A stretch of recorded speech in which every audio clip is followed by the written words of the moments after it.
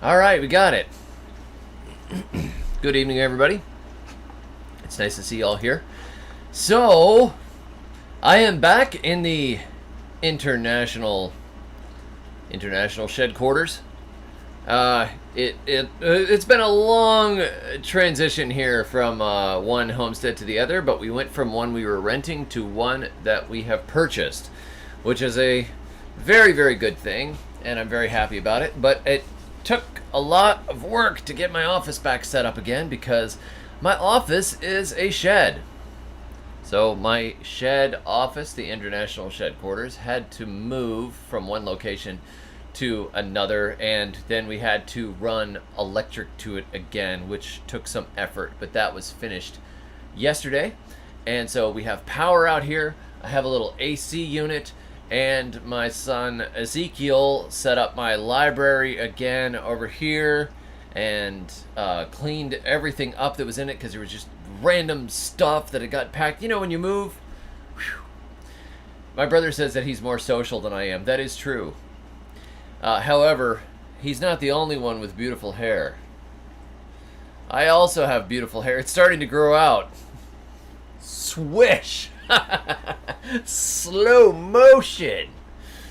Anyhow, as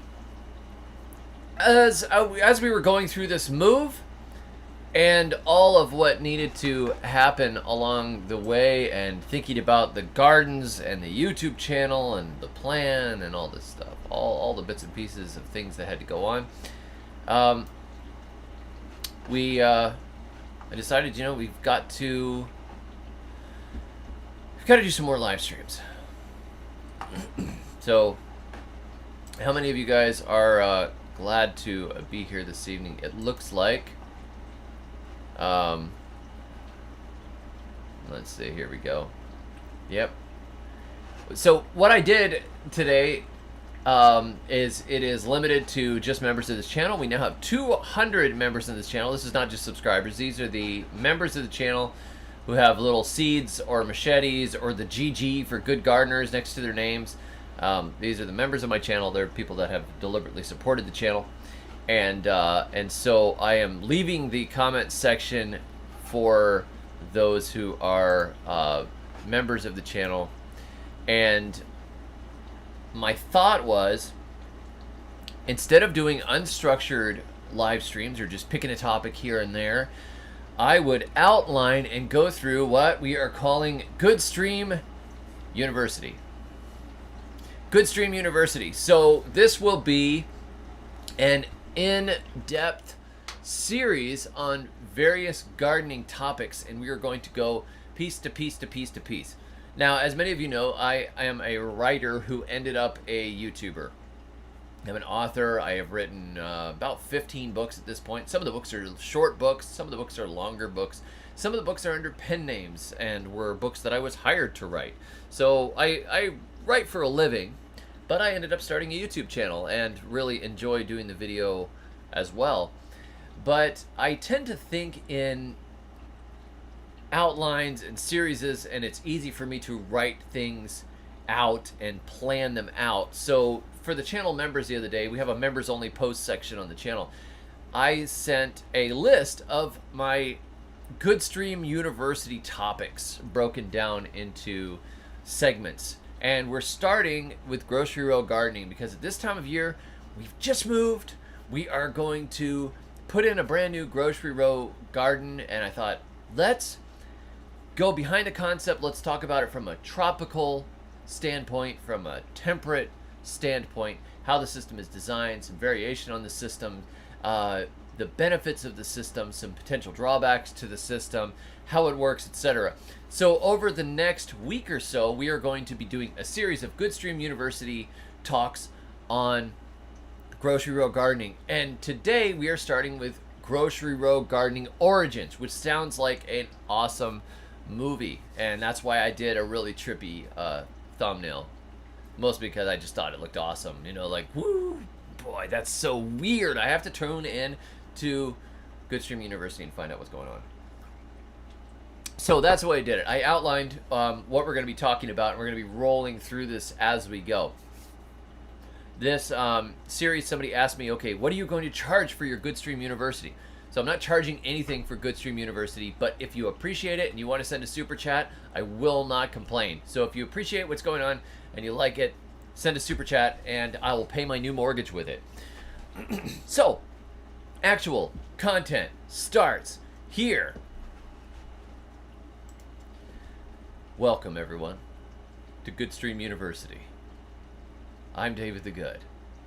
Is this smile cheesy enough? Okay, no, actual content starts here.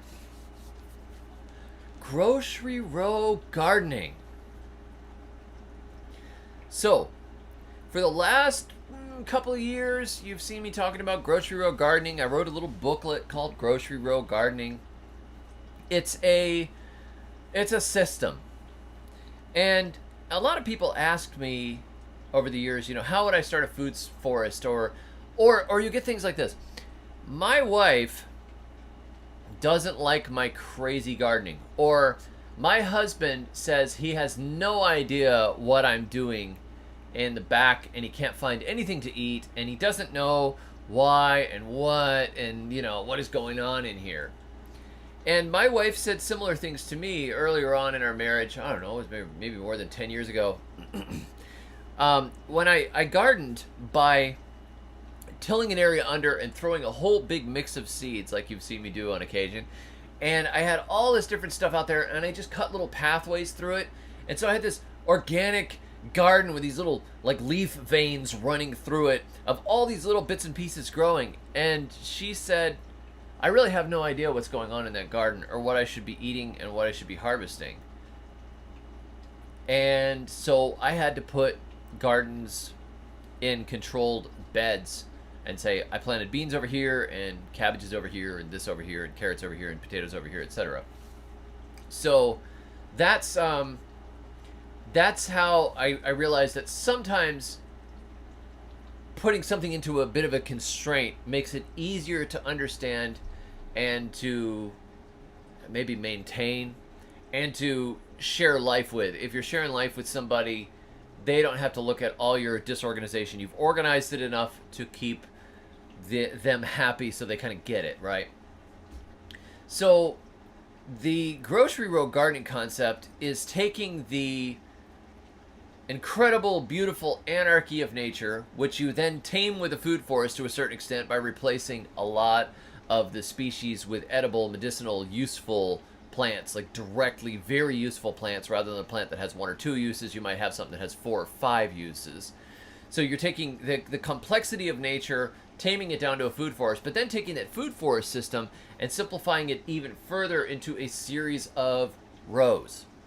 So that's what grocery row gardening is. And I call it grocery row gardening from an idea I got from Stefan Subkowiak, who was in the film, The Permaculture Orchard. He's up in Quebec, and he has a large orchard that has these rows, and he says it's like shopping. It's like you go shopping. You've got different fruit trees, different berries, different plants that you go shopping down the rows. And I like that idea. And I said, well, how could we do that on a backyard scale, where you go shopping in your backyard down the alleys of your organic garden space, but you have the benefits of a food forest, you have the benefits of vertical gardening. So it's a big, complicated, cool thing.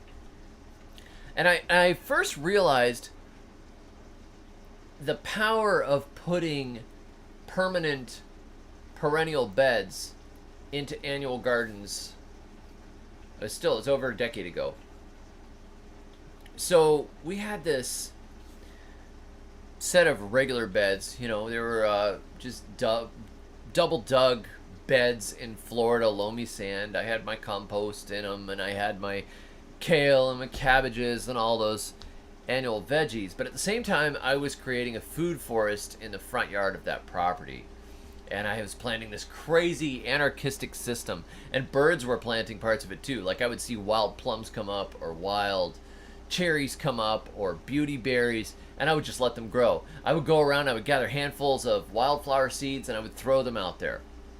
I would plant yams, and I would plant cuttings, and I would plant bits and pieces. I even gathered mushrooms after rains when there were lots and lots of different mushrooms, and I buried them all over the yard in the mulch and crumbled mushrooms up and put them in the mulch. So the idea was is we had as much life and anarchy and beauty and everything as possible in that food forest system. But in the backyard, we had our production gardens. And our production gardens were annuals. And at that point, there were some things that I wanted from an annual garden. We like to eat salads. I like to have some sweet potatoes. We like to have our cassava. And we like to grow various things like bush beans and carrots and stuff that, annual, biennial, short-lived, perennial type, just short crops. So we had our kitchen gardens out at the back, and then in the front we had this crazy anarchistic food forest system. And over time, I went through this love affair with the idea of everything being perennial.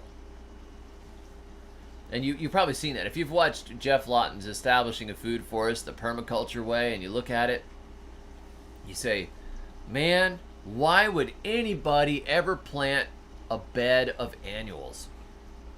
Look at that awesome edible forest. It's so cool. It's this incredible long-term system. You could feed yourself totally on perennials. But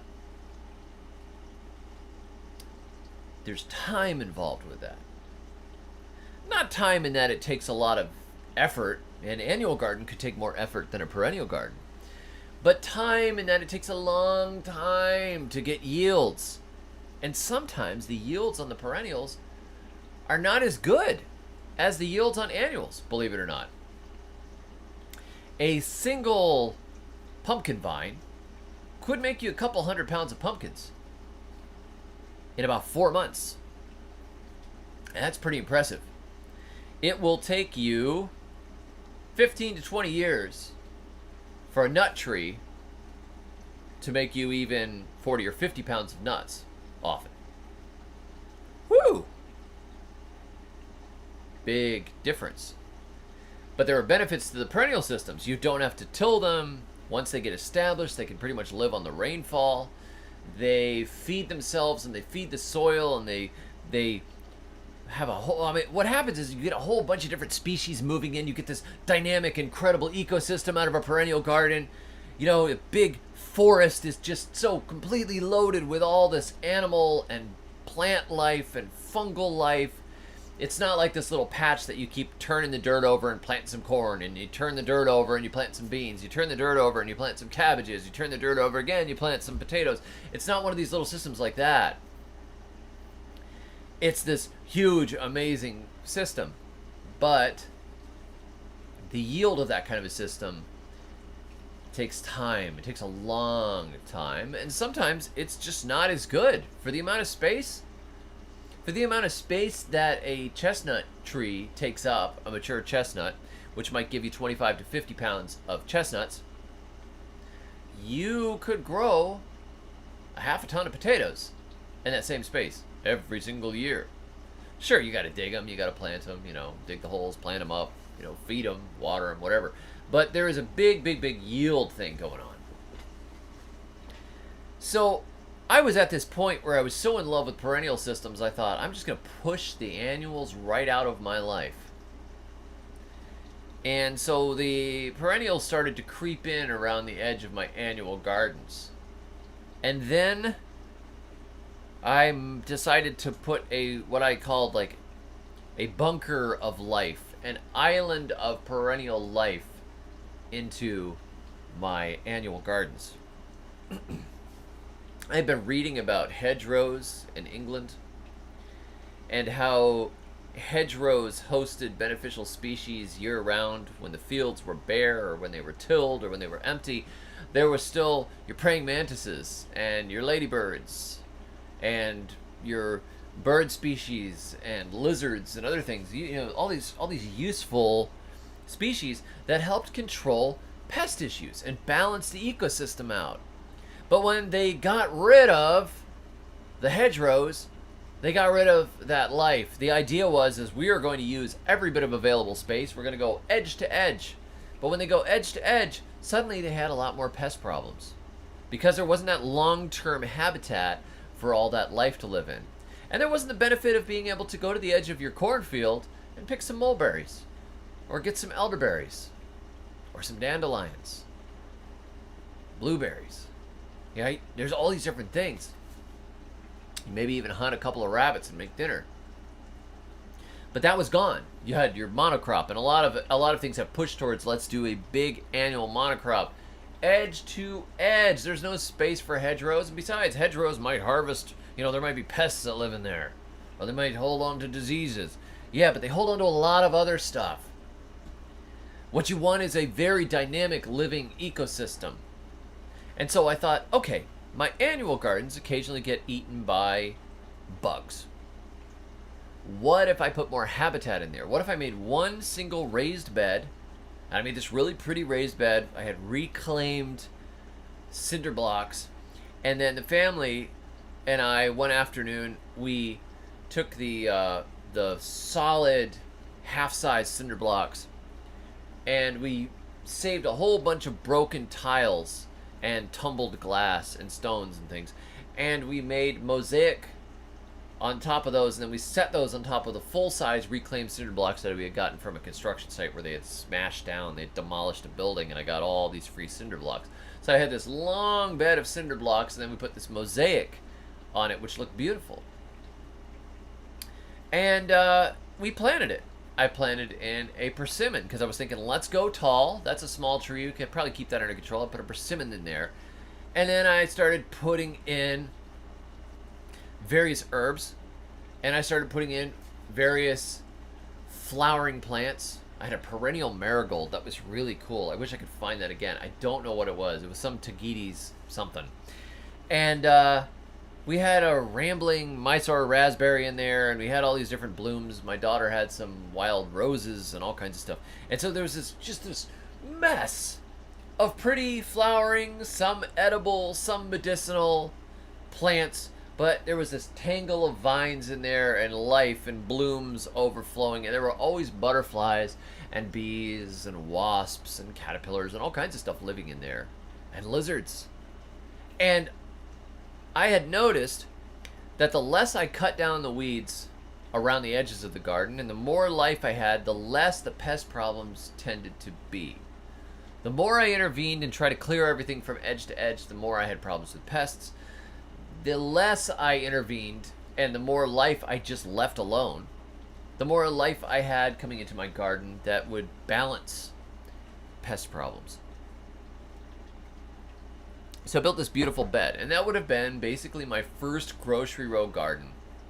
And so back then I was just thinking of it as kind of an insectary bed, a little life bed in the middle of it. So, a lot of people like to say, oh, I have this brand new idea.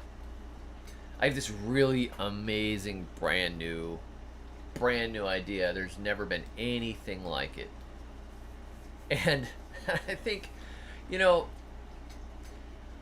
probably no matter what idea we've ever had, somebody has had it before, or something similar. You think of the many millions, billions of people that have lived on the planet, and all the ideas, all of the lost technology that we don't even know about now. We don't know how they built the Terra Preta of the Amazon. I've been trying to figure it out. Don't know. Don't know how Ed Leedskalnin built Coral Castle, floating rocks through the air or something, putting up these multi-ton blocks. We don't even know how he did that 100 years ago. How did that one guy figure that thing out? No idea. How did they build Stonehenge? How did they build the pyramids? There's theories, but we didn't see it. How did they put these gigantic blocks together to build Machu Picchu? How did they build the... well, let's see. Here's one right here. I went to Pinson Mounds. Gigantic mounds that are lined up on the solstice. This is in western Tennessee. I was just there on the way back from visiting with Doug and Stacy at the Homesteading Life Convention. How did they do that? Did they really carry that much dirt? But how did they line it up with all the different mounds? You know, every 1,600 feet there's another mound, and they line it all up so perfectly. This is weird. And they're gone, and all we have is these conjectures. So, to say that something is really original, we don't really know. We don't really know. But what we can do is learn from people that are intelligent, who have figured something out or have tried something and built a better version of it that's working well for them, and say, how did that work for you? You know, that's why I love books. It's like having this huge group of people that I can learn from, that have done things and experienced things. Some very different times. I'm currently reading Nazim Taleb's book, Skin in the Game. I'm actually rereading it. I read it a couple of years ago and enjoyed it, and it's good enough to read again. So I'm rereading that, and I'm also reading Lord Dryden's translation of the Aeneid, the story of Aeneas and after the fall of Troy, which is fantastic. It's an epic poem. It's brilliant, fascinating, and very, very good writing. I see why they saved Virgil's writings for so many centuries. And I'm learning as I go. So this grocery row gardening system, this didn't just come out of nowhere. I'm sure somebody has done similar things in the past. And as a matter of fact, when I first started talking about it back in Grenada, hey, I'm going to do these edible hedgerows, somebody said, oh, you should check this guy out. You should check out Ernst Goetsch. Ernst Goetsch, man, syntropic agriculture. You got to see that. Syntropic farming. So I looked it up. And there's a lot of data that was in, written in Portuguese.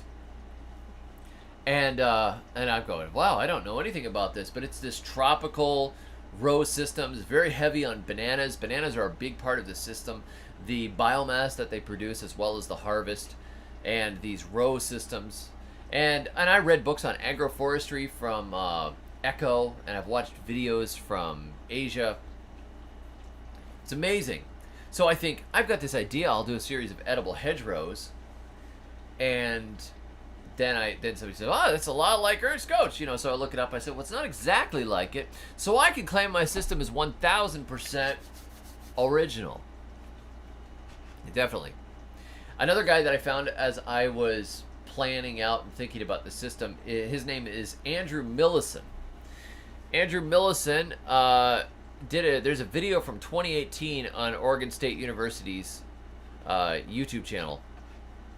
And this video is called The Ultimate Fruiting Permaculture Hedge. He's a very good teacher, and he shows you this hedge. And it's a long, edible hedge. Like, if you're going to make a hedge, why not make it edible? You could fit a whole bunch of edible stuff into a hedge instead of just having a bunch of azaleas or something like that. What if you mixed in guavas? Or what if you made it out of citrus? Or what if you made it out of pears? What if you had berries in your hedge? What if you had roses that made edible hips? What if you had a whole bunch of different species and you just went along and chainsawed them all into the right spot? So there's another video with Andrew Millison that just came out that Fair Companies did. That is Kirsten Dirksen. And I've been meaning to watch that video, but I didn't get a chance to watch it today. So maybe some of you guys have seen it. But Andrew Millison, very intelligent guy. He's got this beautiful hedge. I was like, that's it right there, a hedge. I love those hedges. I always love the idea of edible hedges because you're using a kind of a two-dimensional space along the edge of the yard that you wouldn't normally use for anything. I did a hedge of silverthorn for privacy with a hedge of citrus right next to it, and then I chopped the silverthorn hedge trimmings and gave them to my citrus trees. So it was releasing nitrogen into the ground and mulching the citrus trees. I love doing that sort of thing. I had a hedge of blackberries that I planted, but the hedge got destroyed by grazon. But that's a completely different story, so we're not going to talk about it because I've talked about it too much. Then I watched these guys from Dave Wilson Nurseries. Dave Wilson Nurseries, where they're planting 3 trees in one hole or 4 trees in one hole and doing this extreme pruning and extreme shaping. How can you put, 40 fruit trees in a 1/20 of an acre backyard? A lot of people say, I don't have room for fruit trees in my backyard, because they've seen what a full-size fruit tree looks like. I can't put a pear back here. It's impossible. Well, go watch those videos by Dave Wilson Nurseries. It's amazing. Keep them at 6 foot or 8 foot tall. You can have varieties. If you could have hedges of fruit trees, you could prune. And through Dave Wilson, then I found this book called Grow a Little Fruit Tree by Ann Ralph. And I loved it. Great little book on pruning and losing your fear of cutting things back, keeping them at harvestable sizes. Instead of having one gigantic apple tree, you've got 12 apple trees in the same space, fruiting at different times. That's cool. 12 different varieties.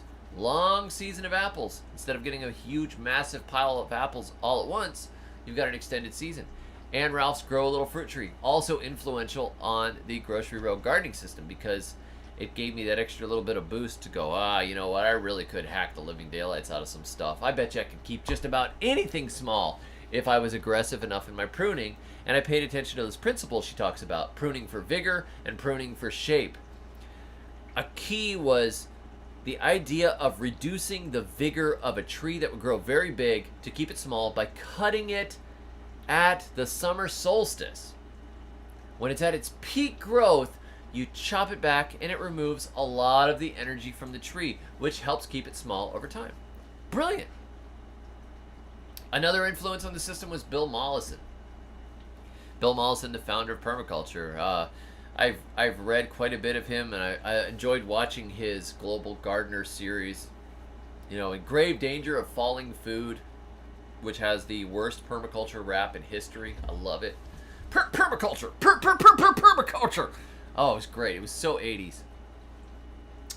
But he did not create permaculture as a spiritualist, woo-woo type of a new agey system of just believing about living in one with nature or whatever. It was really well thought out. It was based on research. It's based on the way plants and systems grow. It's based on harvesting energies flowing through a system, like where's your water coming from? Where's your sunshine coming from?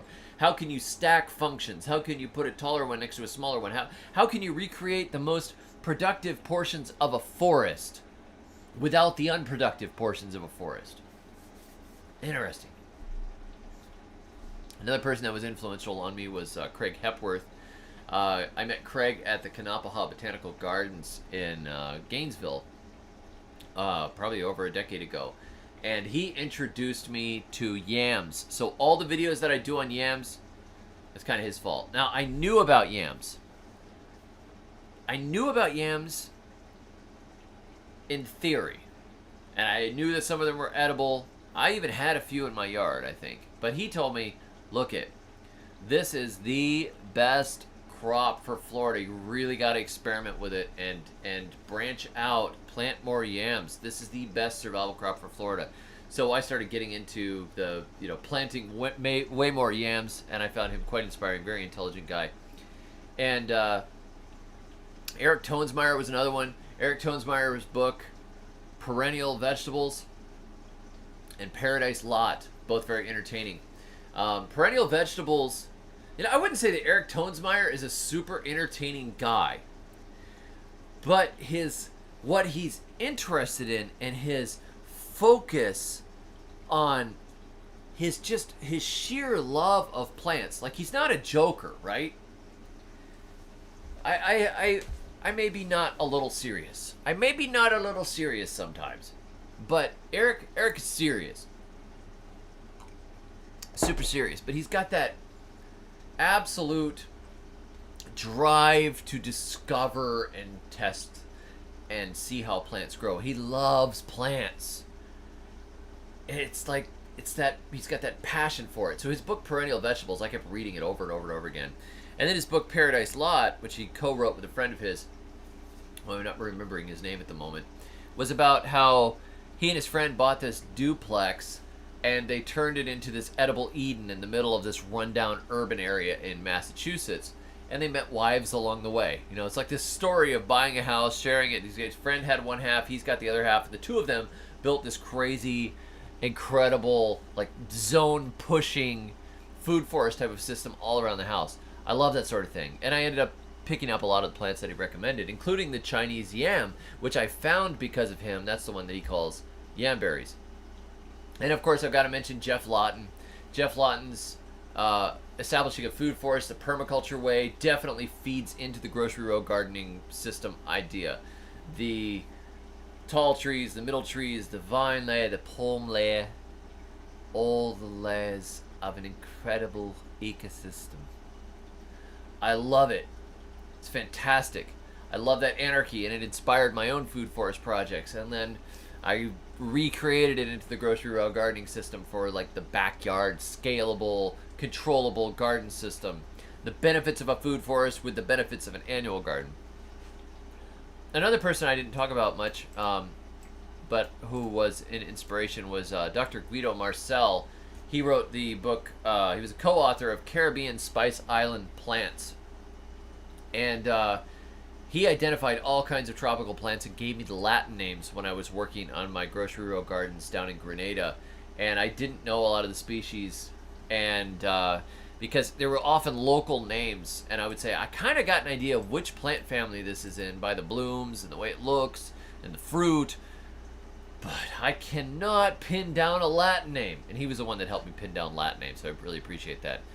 John Jeevens is another one. John Jeevens gave me the idea of, doing the mounded beds rather than putting borders on beds. There was a time when I used to do, regular raised beds, just wood raised beds, and seeing John Jeevens' biointensive gardening and just digging a bed deep, mounding it up, and planting into it. I loved that.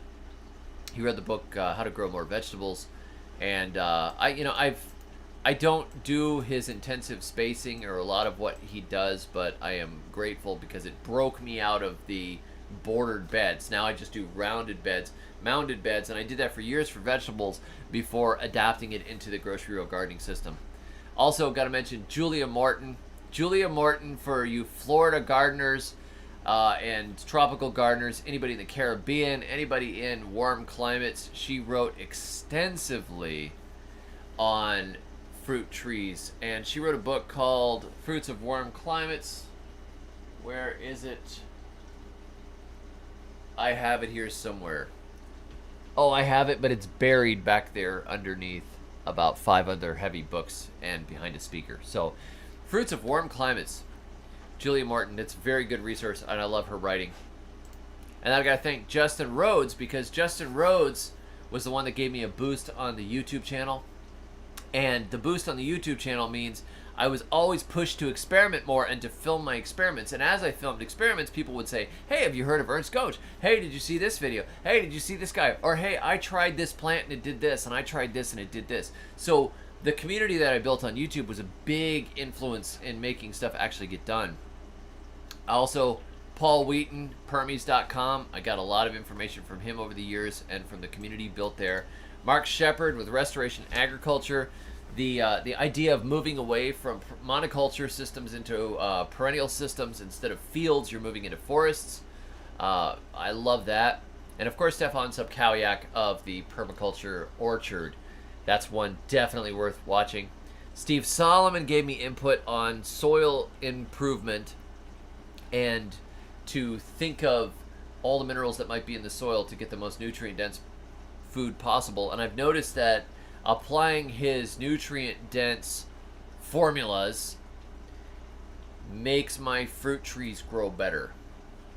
I treat them more like I treat vegetables now, and I try to balance it all because fruit trees don't complain that much. So, pretty cool to see how the response, like, you got trees that are just rich and green and growing much faster than I would expect compared to the trees that I used to just put out in the yard, water occasionally, try to remember to mulch. Steve Solomon's mineral balancing ideas, particularly in The Intelligent Gardener, were very helpful. And finally, Toby Hemingway, who wrote Gaia's Garden, Backyard Permaculture.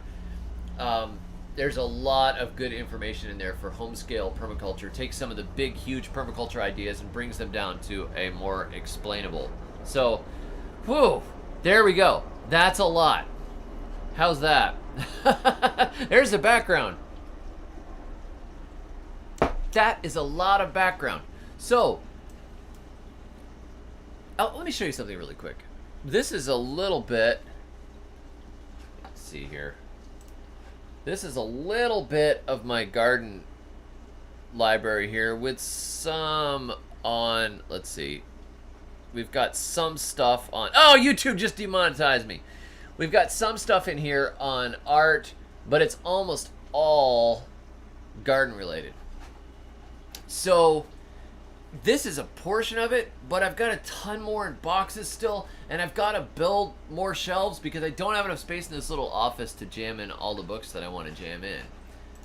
So by reading all of these books and soaking in the information, if you have a little extra time, if you could turn off your phone occasionally. I got rid of my smartphone a year ago,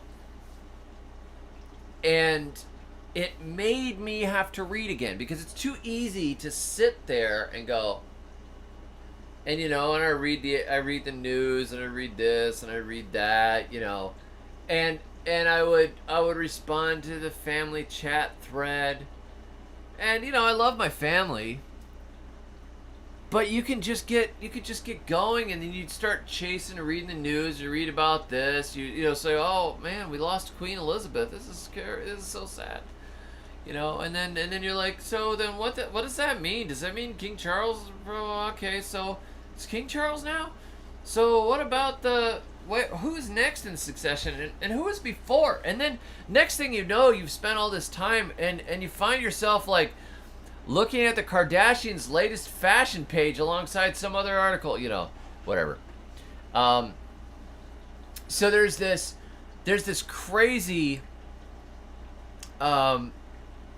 just string, because your smartphone will distract you into missing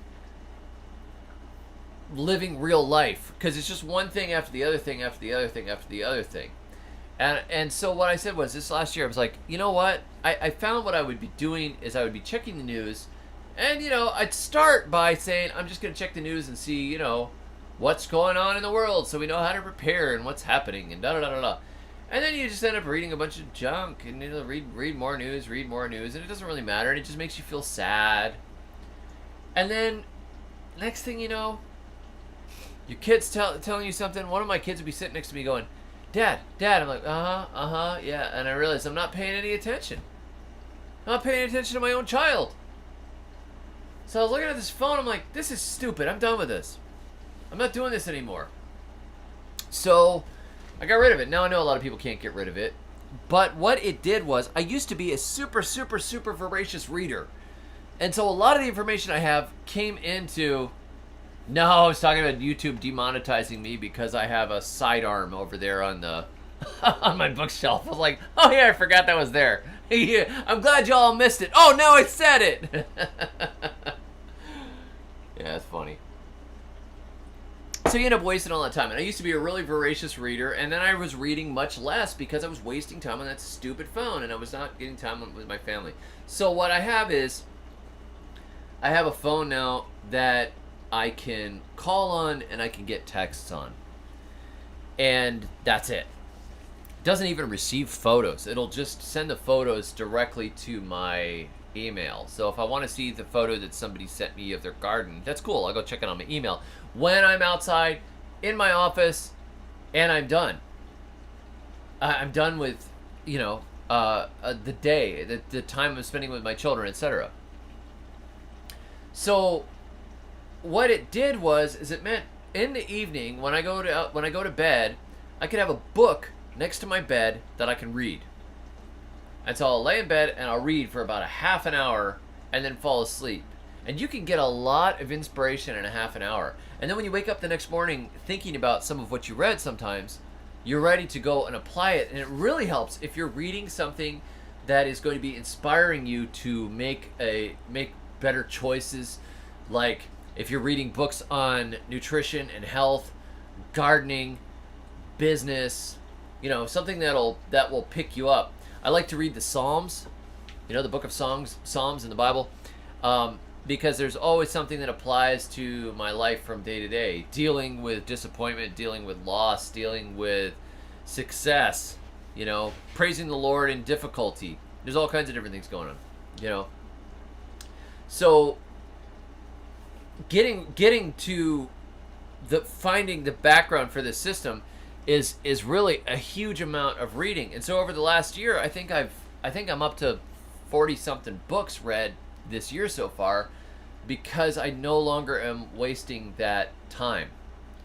And the grocery row gardens and my yard ideas and the way I'm taking care of the cows and the way we're eating and the way we're fertilizing the gardens and the different things we're doing have gotten better because I've read so many people. It's like all these cool ideas of people doing things in different places and trying different things. They may not be new ideas under the sun, but they're ideas that are happening right now. Like somebody said, you've got to check out Greg Judy. If you're managing pasture, you should read Greg Judy. You've got cows, check him out. Greg Judy bred a better variety of sheep by not deworming any of them and then only letting the healthy and happy and living ones breed. Oh, that's cool. So I read 2 books by Greg Judy. Somebody says, oh, you've got to read this guy, Daryl Strickland's Guide to Restoring Your Soil. So I read it. I bought it and read it. Somebody just said, you got to read such and such digital manifesto or whatever. So I read it. Somebody said, my mother-in-law, she gave me a book called Metabolical by Dr. Robert Lustig. I just finished reading that book. Very good. It made me rethink some of the processed foods that were just a regular part of our diet that we didn't think about. So the origin of this system is definitely not original, and it's influenced by all of these different voices and different ideas and different streams.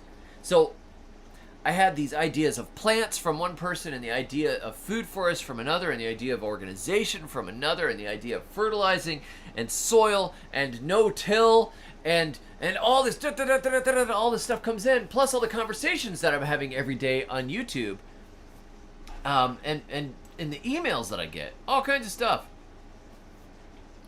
So what happens?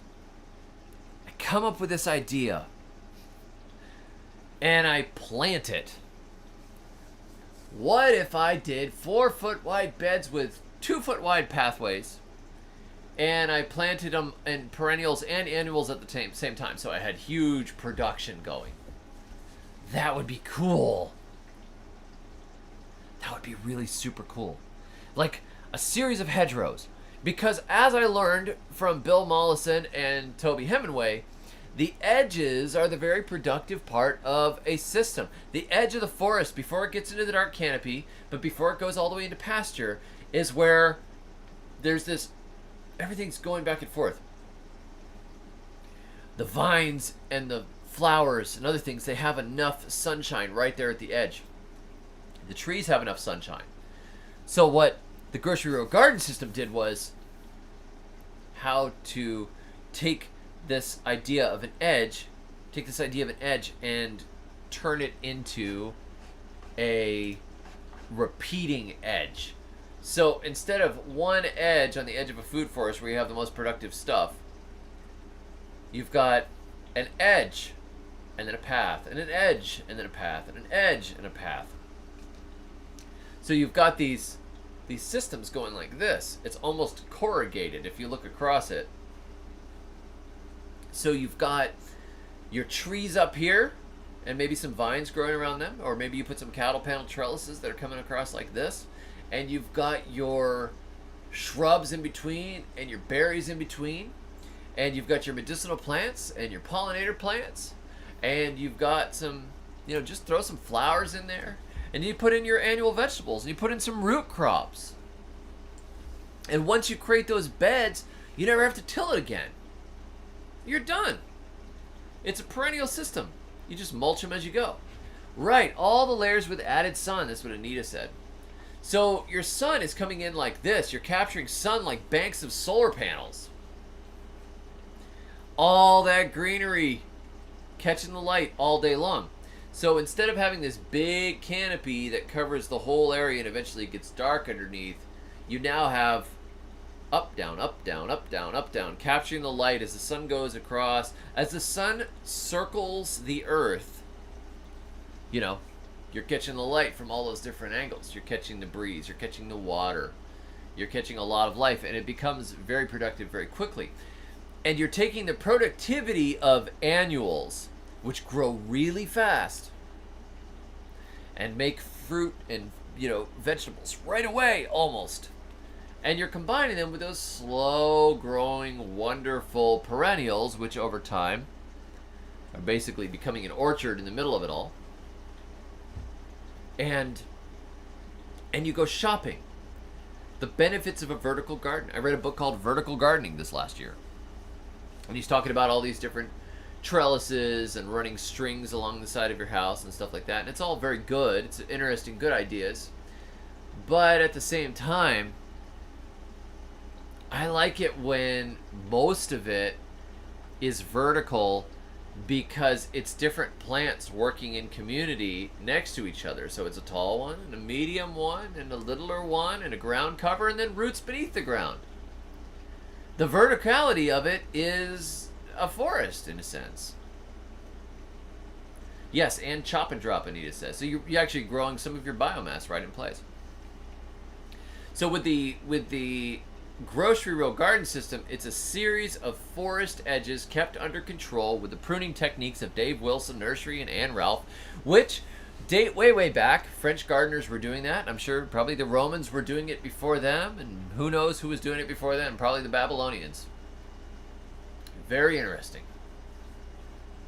So that food forest under control, annuals and perennials together, that is the heart of the grocery row gardening system, and it's very scalable. And I am on my third year of playing with it in its full-blown form, and I went from 4-foot wide beds with 2-foot wide pads to now 4-foot wide beds with 3-foot wide pads, and I'm thinking I may even expand it further to 4-foot wide pads, 4-foot wide beds, so I have more access, because I found that I tend to grow a lot of stuff in the pads as well, particularly short nitrogen fixing crops and grasses and other things that I use to then feed and throw into the beds. But it could be a form of agroforestry. You could say, oh, David the Good is just ripping off agroforestry this, and he probably got that idea from Ernst Goetz or whatever, and I freely admit I got ideas from all kinds of different people. And I am just tweaking it and messing with it on a backyard scale, and you are seeing it happen in real time. And the only reason I wrote the little booklet, Grocery Row Gardening, so soon, 2 years into fully playing with the system, was because many people asked, how are you doing this? How did you make this crazy, beautiful system that we're seeing on YouTube? Could you tell us about it? So I wrote out the framework of it in the little Grocery Row Gardening booklet, and then just put it out there. Okay, it's $10. This is a $9.99 booklet. I wrote down the idea, I wrote down the influences. You can see where it's coming from. You can see the potential benefits of doing such a system in your backyard, and hopefully people will take that and implement it all over the globe. We've already had people in Canada and in South Africa and Virginia and elsewhere. People are trying the system, see how does it work, and how is it going to work in my backyard with the plants that I choose in the framework that I am operating in. So it's very interesting,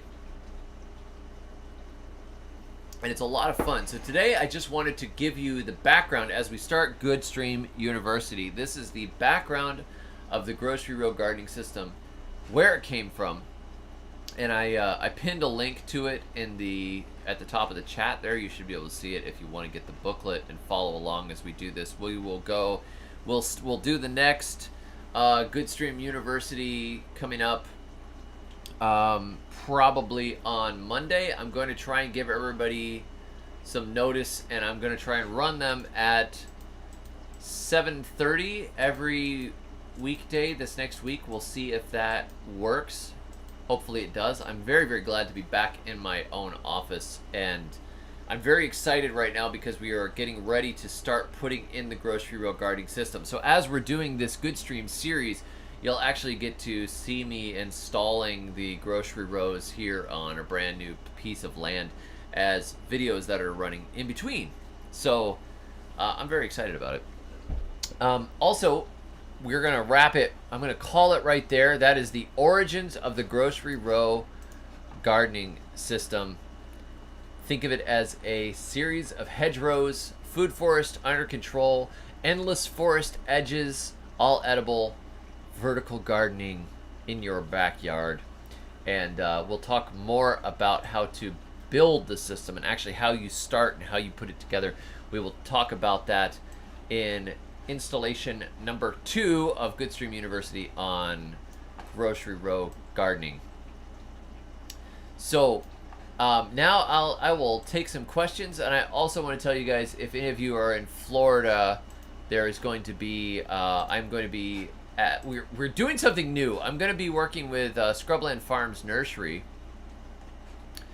to do Scrub Fest 2022, which is coming up on October 15th. So if you're interested in that, I will drop a link right here. Alan, yeah, no music. I would have to sing a cappella because I forgot to bring my guitar out. So Scrub Fest, I am going to be doing a food forest masterclass in 2 parts, and we're also going to be doing a nursery tour at Scrubland Farms, because Scrubland Farms, man, Sam has the best plant collection. Holy moly. He gave me a finger lime. Have you guys heard of finger lime? It's also called vegetable caviar or fruit caviar. It's a very, very rare citrus. Doesn't even look like a citrus at all. It's bizarre. He found one and he gave it to me. But anyhow, he's got all these different varieties of edibles, from tropical stuff up into temperate climate. He's in zone 8. So he's got stuff from zone 9, 10, 11, and zone 7. So anywhere in there, you know. They should have Rachel mulberry trees. Yes, Molly. Yeah, Drew's going to be there. Judy's going to be there. Awesome. I know that Carolyn's going to be there. I'm very excited about it. I don't get out much. I like to write books. I like to write books and garden. And so doing events is not it's not something I normally do a lot of, but I have that one, and then I will be at the Gulf Coast Homesteaders meetup at the end of October. And you know what? I gotta show you guys something. Since you're gonna laugh at this. Let me see if I can find it. I'm gonna show you. My son and I came up. We Okay, so he had this idea. We were laughing about, the Compost Your Enemies shirts sell pretty well. I think we sell about 30 of them a month, something like that, which is pretty good. And I split the proceeds for those with Aardvark Screen Printing. And Aardvark Screen Printing was run by my friend Weatherly. Very good friend of mine, but he passed away. He passed away just recently, just a few months ago, and so his widow runs it now. And so I love that it's an Alabama business. I didn't know I would actually ever be living in the same state with Aardvark Screen Printing, but they have a wicked funny sense of humor. So let me show you the new design, the new t-shirt design. Isn't that sweet?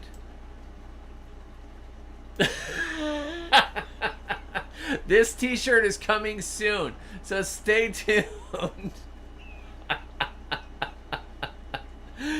Oh, yes. That is actually going to be printed. I'm so psyched. I'm going to wear that in the video. I'm going to wear that in a lot of videos. Anyhow, that's going to come from Aardvark Screen Printing very soon here. So, live, laugh, compost your enemies. I'm going to have those t-shirts at Scrub Fest. So we're printing it first. We're doing a limited run. We're going to print them for Scrub Fest, and they will be at the Gulf Coast Homesteaders meetup. So, anyhow, yeah, it's going to be funny. Anyhow, yeah, I just, I'm glad to be back in this studio. I'm glad to be talking to all you guys this evening. I will try to remember to bring my guitar, so at the end of the next Goodstream University, we can do a song. But I wanted to do a series of much more structured, resource-intensive streams, so we could cover a lot of these concepts that I've been working on over the years. You can kind of get an idea where it's coming from. Hopefully, it'll inspire you as we go into the fall gardening season. And I also want to do something special for all of the members that support this channel, because we have a lot of people here that have become members, and you all have suffered with me through the move, and sometimes I've moved a couple of times. A lot of different stuff happening, and you guys are very faithful. Many of you have been around for a long time, so welcome to our new members, and thank you to those of you who sent super chats. I will present gardening information for super chats, absolutely, and instead of doing this series behind a camera and putting it up for sale, I'm just going to stream it all for free, and if you guys want to tip me, that is awesome. And if you want to become a member of the channel, that's awesome too. And if you want to buy one of my books, that's awesome. Or if you just want to watch and get inspired and go plant your own garden, take care of your own families. That's the most important thing. Do not tip me. If you cannot take care of your own family right now, or you're struggling, please keep it. Or give it to your church, or give it to somebody that needs it. I am fine and I will survive, but I do appreciate it. So thank you all, and congratulations also to Brian at Flannel Farms for hitting 4,000 subscribers on his channel. Brian at Flannel Farms. If you look at Flannel Farms on YouTube, please go subscribe to his channel. He is my brother. He's slightly better looking than I am, but I'm smarter, so it kind of evens out. Anyhow, God bless you all. I will catch up with you soon. And hey, the International Shed Quarters is back, and Goodstream University is on. And I've got about 50 of these planned right now. So it's going to be intense. We are going to try and do this at 7:30 on weekdays all this next week. Thank you very much, Scott. I appreciate it. God bless you, man. Cool. So I will catch you all soon. Thanks for watching. Coexist with your compost. That's nice. Catch y'all next time, and until then, may your thumbs always be green.